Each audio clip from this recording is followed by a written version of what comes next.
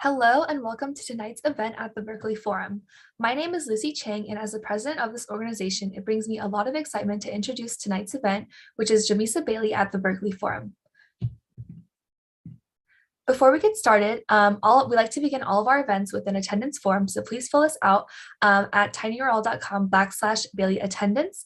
And I'd also like to encourage everyone in the audience to submit questions at tinyurl.com/Bailey attendance, which we will ask, or /Bailey questions, which we will ask during the event. And I'd also like to begin this event with a land acknowledgement. The Berkeley Forum would like to take this time to acknowledge that our events and UC Berkeley's campus sit on the territory of the Ohlone people and that we benefit from the occupation of this land. It is important to us that we recognize the history out of respect for the Muwekma Ohlone who are still present in Berkeley and the Bay Area today. For more Native education resources on campus, we encourage you to look into the Centers for Educational Justice and Community Engagement.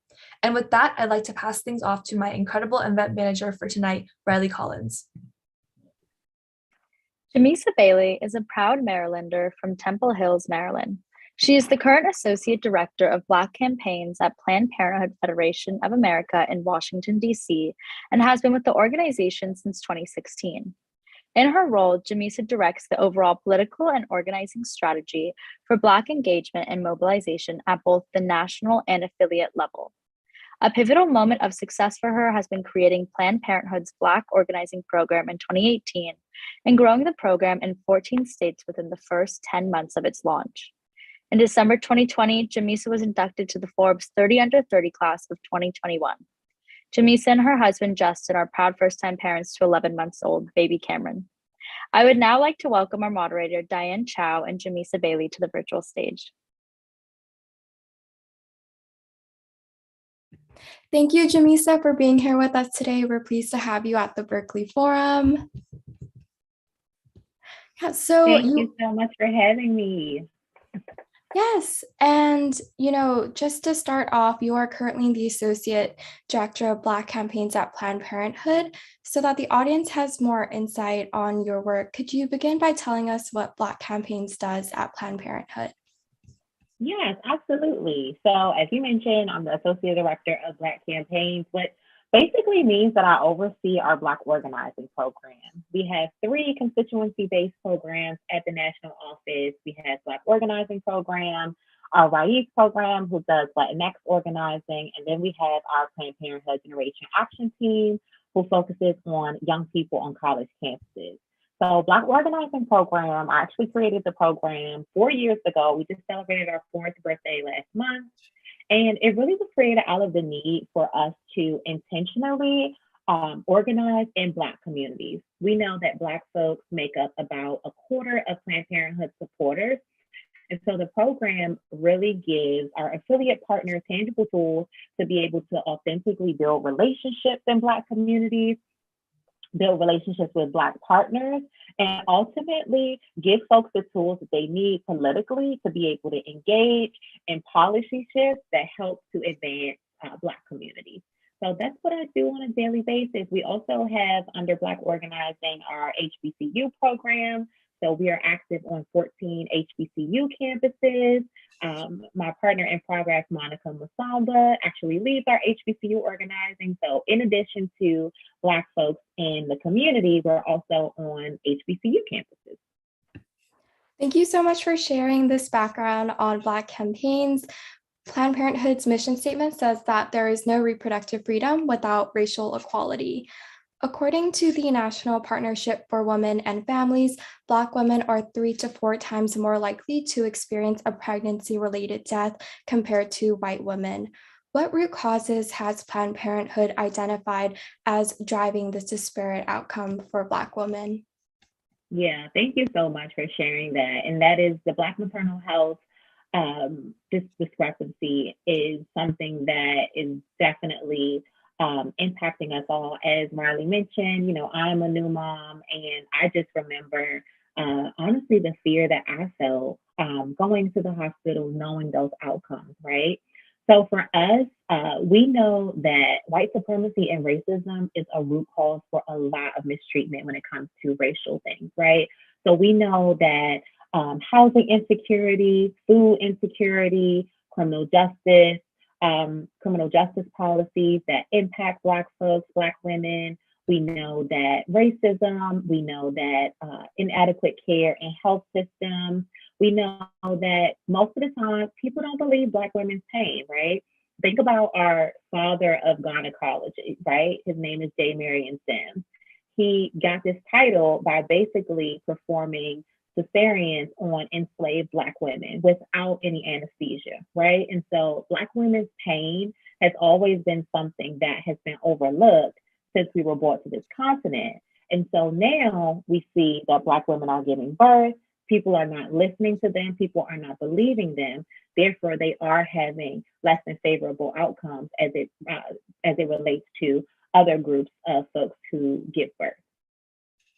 Yeah, so you identified a wide array of issues that lead to inequitable maternal outcomes for Black women. How does research into these issues inform how Black Campaigns builds its advocacy agenda? Yeah, so Black maternal health is actually one of our focus areas. So at the national office, we actually follow the lead of our partners, the Black Mamas Matter Alliance. They actually are the folks that we look to for our Black maternal health policy, for our Black maternal health agenda, and for our call to action. One of our organizers who actually is in North Carolina, her name is Taylor. Her actual focus area that she does all of her programming of, or most of her program, is around birth justice because of that Black maternal health discrepancy, right? Because we know that Black women are 3 to 4 times more likely to die during childbirth. And so we are doing things like showing up at the Capitol to rally around Black maternal health bills. We are organizing shop chats. Shop chats are our signature program where we partner with Black-owned businesses to host community conversations about topics in sexual and reproductive health care. And so we're having shop chats to tell people about the Black maternal health crisis, to inform people of their options. We also are working with doulas, right? We know that doulas are a huge, huge help in the birthing realm. And so we're making sure that we're partnering with doulas to make sure that Black women know that they can have doulas and where to find them. All these things can help to lower the chance of them not making it home with their little ones. Thank you so much for providing so much insight into the advocacy front of Black campaigns. I now like to hear an insight on how you scaled Black campaigns across multiple states. In particular, in your time as associate director, you helped expand the program from 5 to 14 states. How did you tailor the program's implementation, given that every state has a unique set of legislation on reproductive rights? Yeah. So when I first started the program, I have to be honest, I didn't think that many people would be interested in like more work, right? And so our first year, we had a couple of states that were interested. Because of the amazing work that our organizers did in that first year, by the time we were able to expand the program and look for new folks, we got flooded with so many different applications for folks who wanted the program. And so for us, when we're thinking about whether or not we want to be active in the program in a state, first and foremost, we always ask ourselves, does it make sense for us to be here? Does this state have high populations or concentrations of Black folks? So if it's a state that doesn't have a high concentration of Black folks, then it really doesn't strategically make sense for us to be active in that state. So as you can imagine, we are very active in the South, we're very active in Midwest, and then on the East Coast. We're actively trying to get more traction on the West Coast. So please, if you are interested, please definitely let me know. But the second thing we do is we look at the racial equity kind of background of our affiliate partner, right? Because we're making sure that folks are building authentic relationships. We're making sure that folks are not showing up in a tokenizing manner. We want to make sure that there is no white saviorism going on. And so we really do look at what the racial equity kind of principles are at our affiliates to make sure that they can provide an environment for our programs to thrive and survive. And then we also look at the capacity of the affiliate. So Are they active in legislative sessions?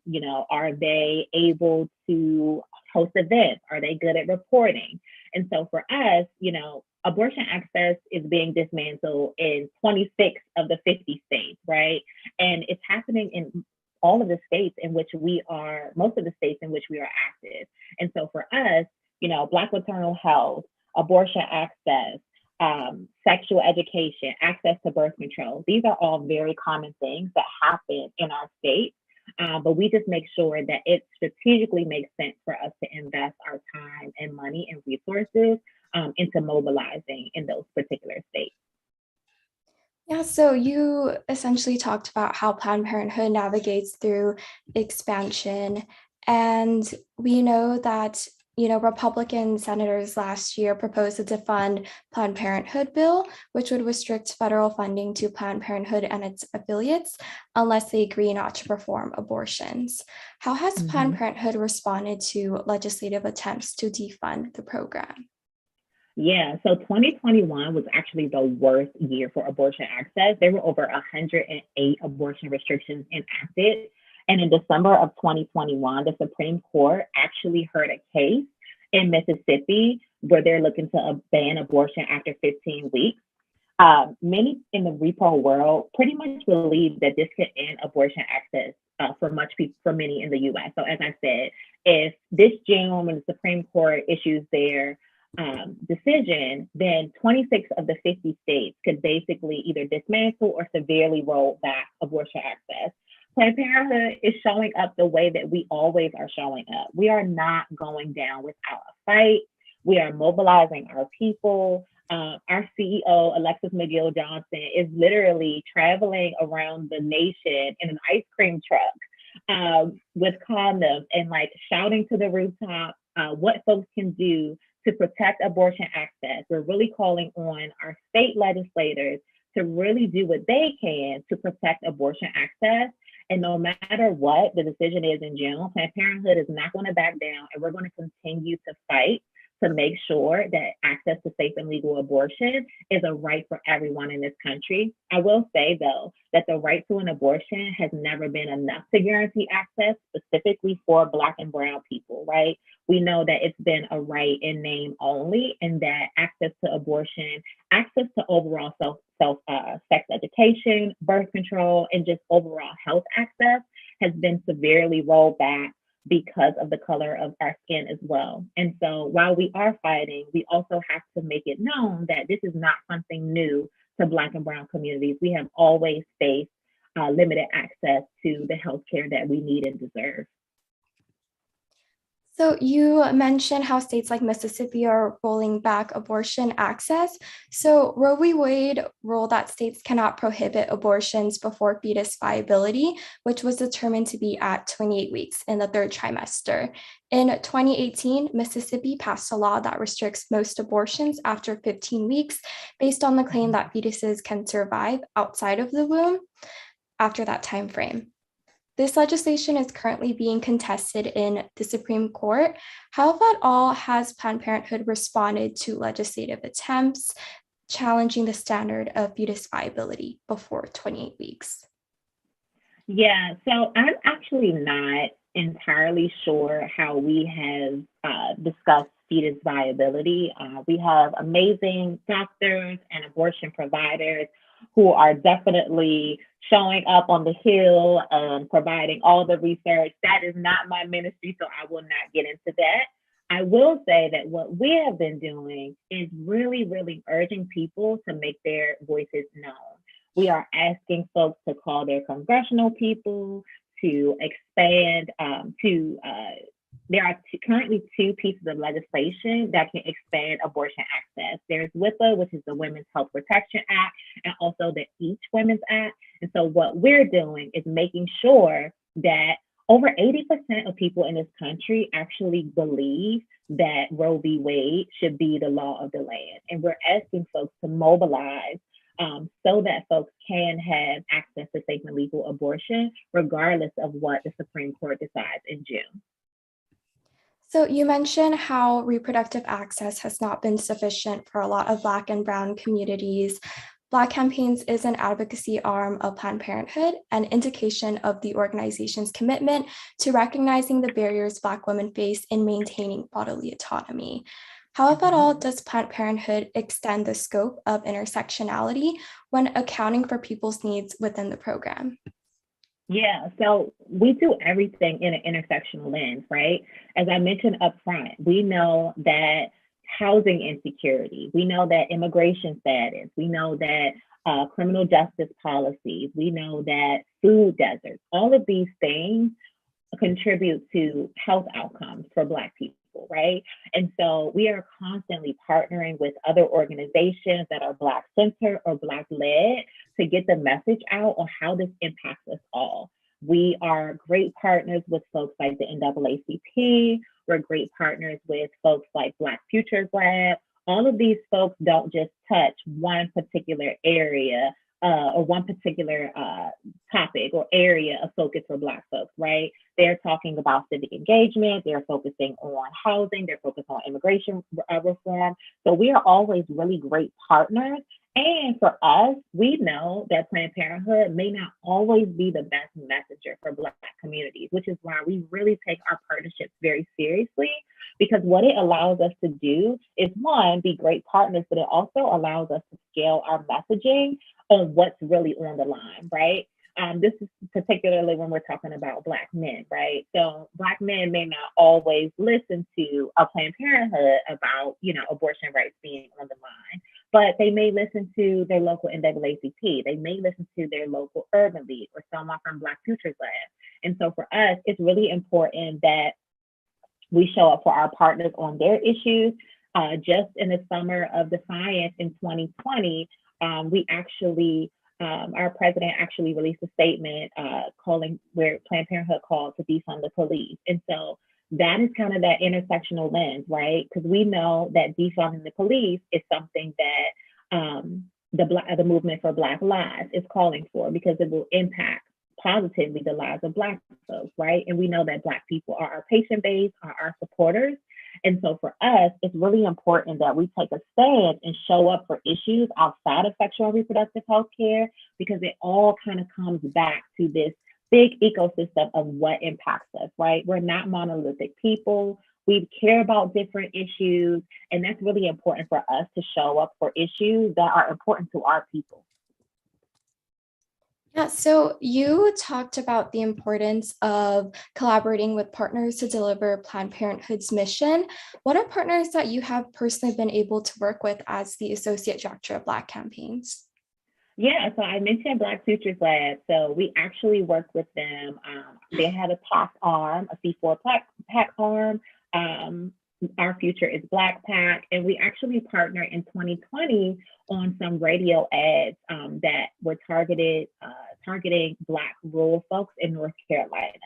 Every year we have an HBCU summit where we bring together our HBCU students, and we basically retreat and plan, and we always have someone from the NAACP's youth and college division. We'll have folks from Advocates for Youth. We're also very, very connected to Black Girls Vote. Black Girls Vote is also a organization that is focused on young people on college campuses and getting them involved in civic engagement.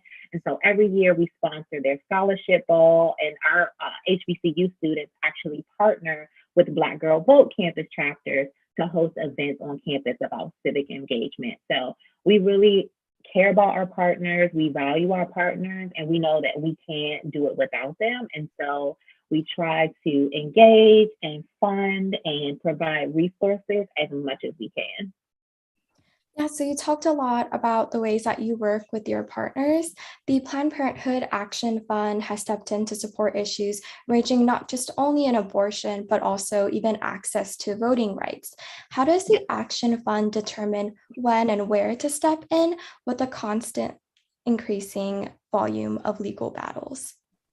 Yeah, I think for us, it really does boil down to what's in the best interest of our people, right? What do our people care about? What are our people calling for us to speak out about? What are issues that are impacting our people on a daily basis? That's really where a lot of our kind of decision making happens.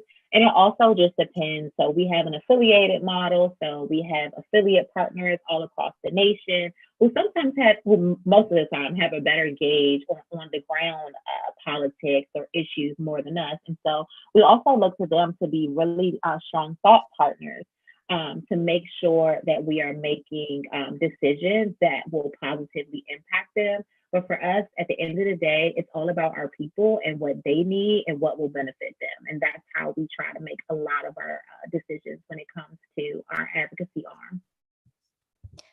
So you talked a lot about the way that you can engage with your partners and these communities. We're wondering what type of community-based approach you take in order to make sure that your response could be culturally compatible with the concerns. I'm sorry, you cut out a little bit. Wait, can you repeat the last part? You cut out just a little bit. Oh, yes, just because you mentioned the different types of experiences that people may have. We were wondering how you engage in a culturally compatible approach. Yeah. So for us, when we first started the program, it was really important to me that we didn't just go into these states and teach tactics, right? Like we didn't just go to teach like phone banking or canvassing or texting, but we really started with foundational racial equity tools because we wanted the relationships that we were building, that our affiliate partners were building with Black communities to be authentic. And so we actually, this was pre-COVID, we actually traveled to 5 states across the country, and we actually did a 4-hour training with our affiliate partners about what it's like to culturally engage in a competent way with Black communities. And so because of those trainings, because of continued virtual trainings, we just had our white managers who are managing BIPOC staff. They actually just went to a training last week. I'm sorry, I can't even get the weeks together. They actually just went to a 2-day training last week with the management center. And so it's really important for us to be able to give the training tools for folks to have these conversations. And it's all about trial and error, right? Sometimes unfortunate conversations happen. And so we want to give folks, again, the tools to be able to apologize and rectify from those situations. Although Planned Parenthood at the national office where I am, we are not on the ground with folks, right? But we do provide guidance and resources for organizers who are on the ground, who their job is literally to show up for Black people. Their job is to meet with Black folks. Their job is to meet with partners, to host events, to attend community events, all of these things where they're making sure that they're building really authentic relationships with Black folks. And they're actually welcoming them into our world, whether it's them becoming supporters, whether it's them sharing their stories, whether it's them becoming a volunteer.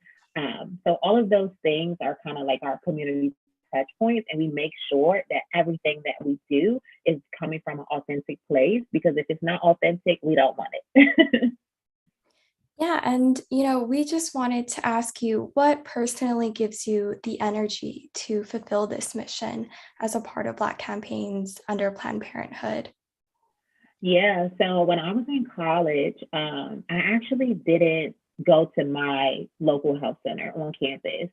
It just really had a lot of stigma around it.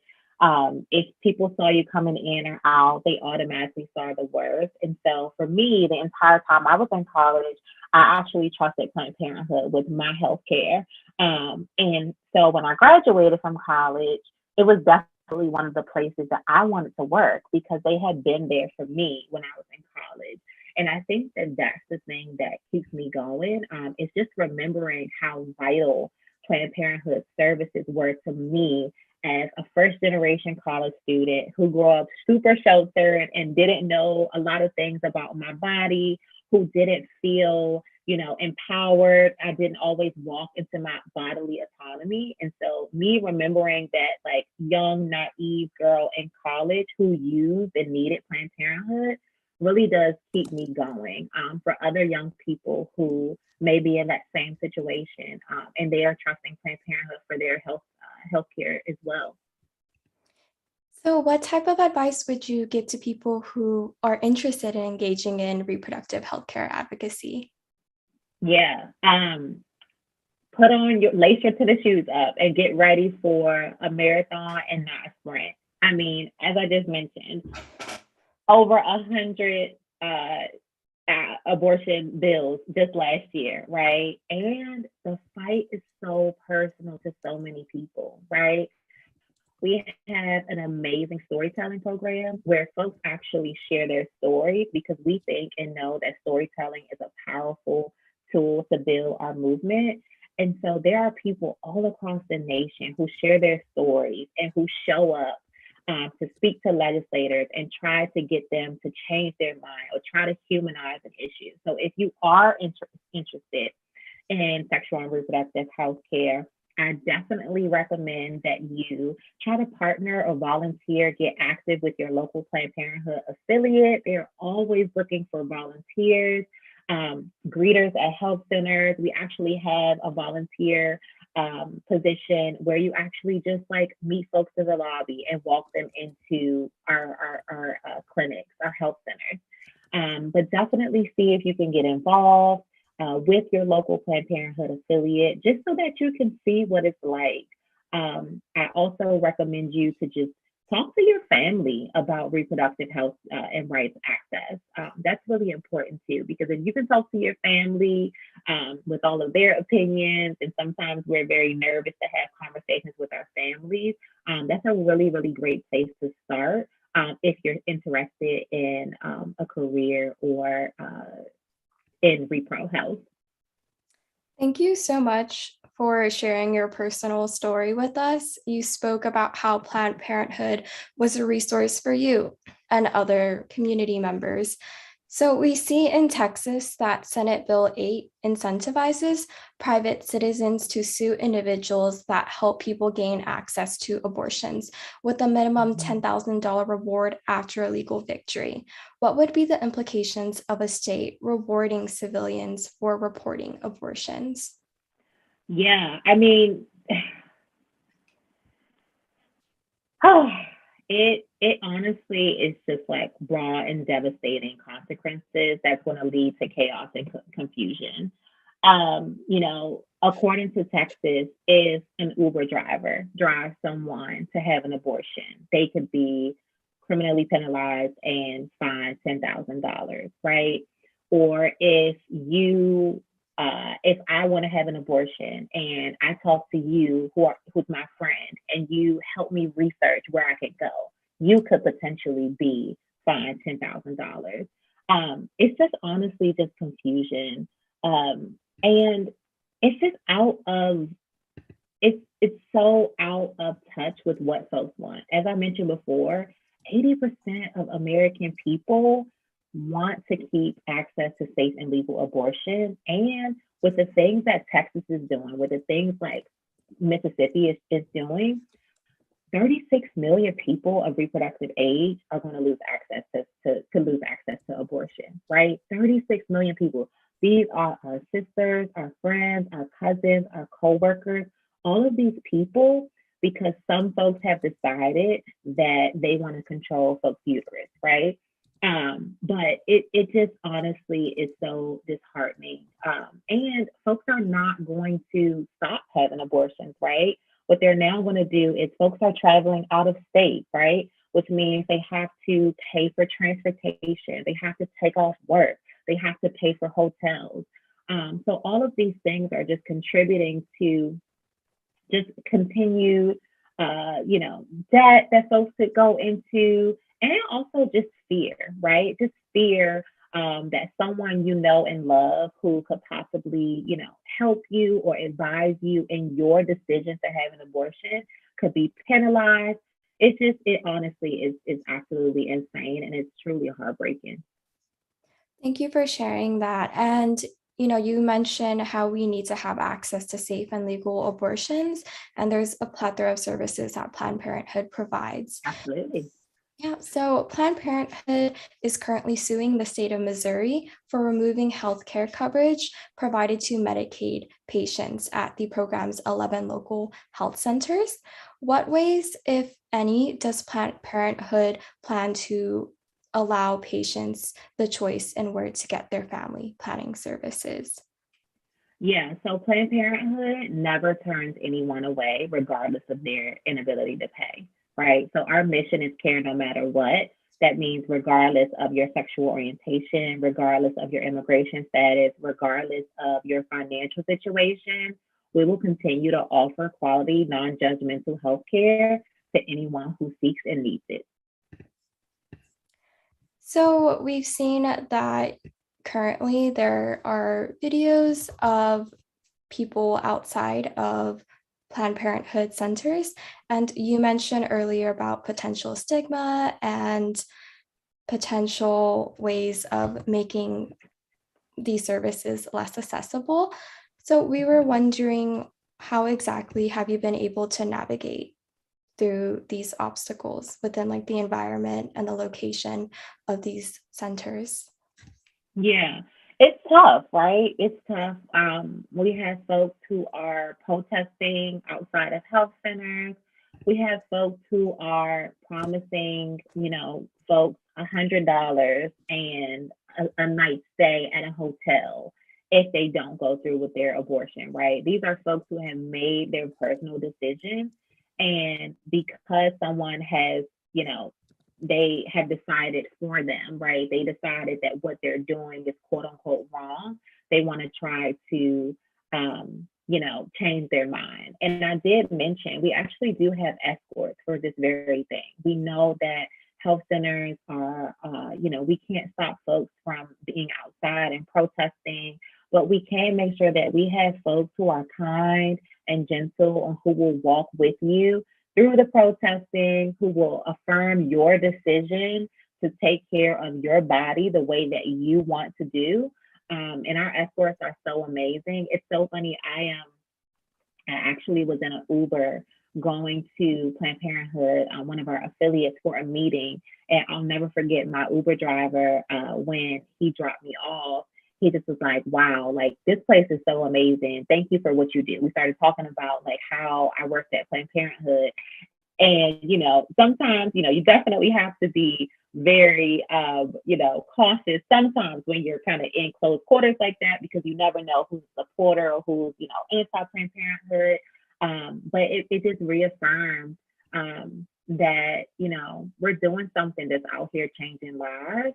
And for us, making sure that folks are able to feel comfortable walking into our health centers to make the decisions that they need to make for themselves and their families is so rewarding. And we're not going to stop, right? People protest everything, any and everything. So we're not going to let some folks who are outside with their signs stop us from getting the care that we need. You talked a lot about how Planned Parenthood navigates through protests by providing escort services.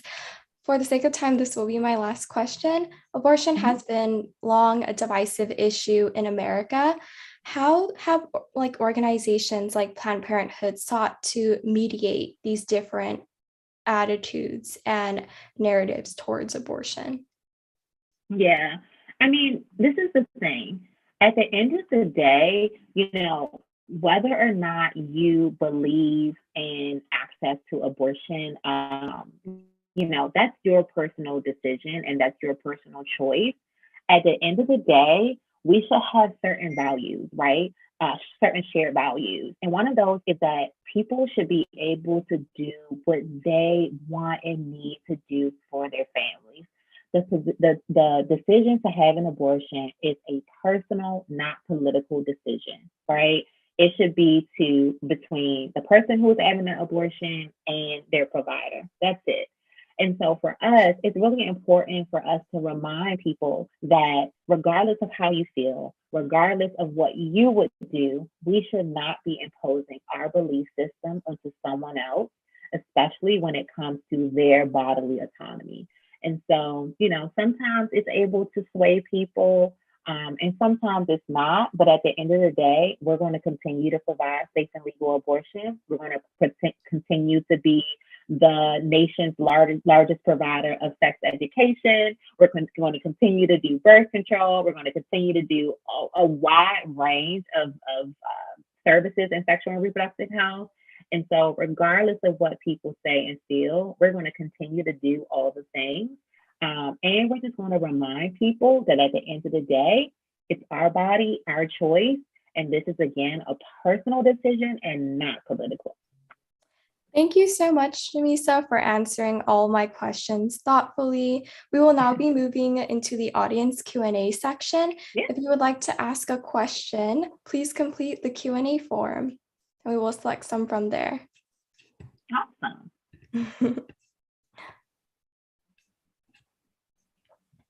Yes, so an audience member asked, in 2020, you were inducted into the Forbes 30 Under 30 class of 2021. How did you feel when you were selected to be a part of the Forbes 30 Under 30? I was overjoyed. I was just I could not believe it. At the time, I was 5 months pregnant, and I could not believe it. I think I got the email notification in December, and I just had to like close it out of my phone because I thought I was dreaming. I like woke up, and the first thing I do is check my phone.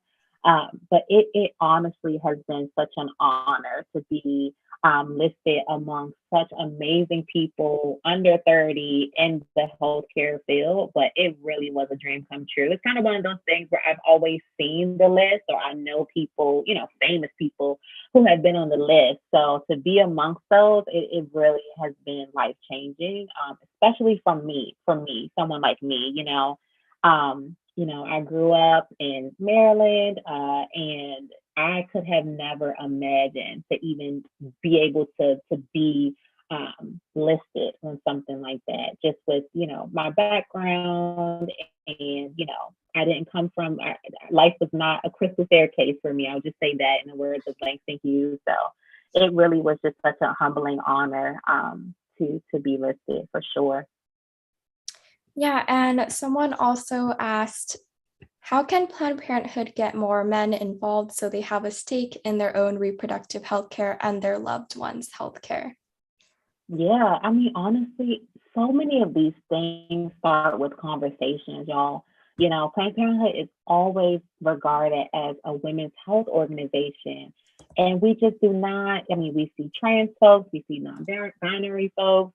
We offer services to men. We offer things like vasectomies, right? And so I think number one, just educating men on the wide range of services that Planned Parenthood offers specifically for men. And two, just having conversations at the dinner table, or having conversation at Thanksgiving or at cookouts or barbecues about what's on the line and how they can get involved.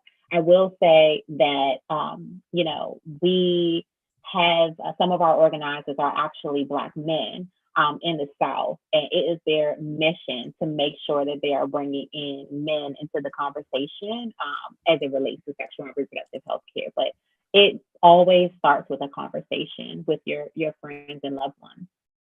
Yeah, and how do you overcome the bleakness of the current situation surrounding reproductive rights and be able to stay motivated and positive about the future? Yeah, it's tough. It's really tough, especially with the SCOTUS decision looming. I'm a fighter. Planned Parenthood, we're fighters, we're organizers. And so we know that the decision come June, we don't know what it's going to be, right? We don't have a crystal ball. And, if it's less than favorable for us, we're going to continue to fight. We're going to continue to fight. And so for us, we will be sad, but we won't be knocked down, right? We may be knocked down, but we won't be defeated. We will continue to fight. We will continue to delay, to mitigate, to litigate, all of the things to make sure that folks have access to care. And again, as I said at the beginning, abortion has been a right only in name for so many Black and brown communities. And so this decision, although is, much has so much weight to it, we know that our communities have faced limited access to healthcare in general for as long as we can remember. So honestly, I think about that too, right? I think about our already limited access and how much more it's going to be limited. And that just honestly motivates me to keep fighting for folks who I love and know, and even those who I don't. Yes, and another audience member asked and said that you are evidently highly passionate and knowledgeable about this field. What are your future plans in reproductive healthcare in the near future? Yeah, that's a good question. I don't know, y'all. I really don't know. When I went to college, I had no idea that I was going to land in a repro health role. I had no idea. I thought I was going to be a lobbyist. I didn't know what I wanted to lobby for. So maybe that is what is in my future, lobbying for repro health. But I don't know. You know, I started in this organization as a coordinator. And that this place has afforded me the opportunity to grow and to create something that has changed the lives of so many people. And so for me, I don't know what tomorrow is like. All I know is that I love what I'm doing today and I'm going to live in the moment. But I have no idea what the future looks like. I had no idea that this will be the future. So I don't want to limit myself at all. Yes, and another question asks, looking towards the future, what are the next steps for you at Planned Parenthood and beyond? How do you hope to see the abortion debate shift and change over the next few years and election cycles? Yeah, so what's up next for us is gearing up for the Supreme Court decision in June. And then we're going right into midterm elections. This is an extremely important midterm election. And we say that about every election cycle, right? But we know that in order for us to have any chance of protecting access on the state level, that we have to make some gains and hold on to some seats in the House and Senate in the midterm cycle. So we are throwing it all down in the midterm cycle.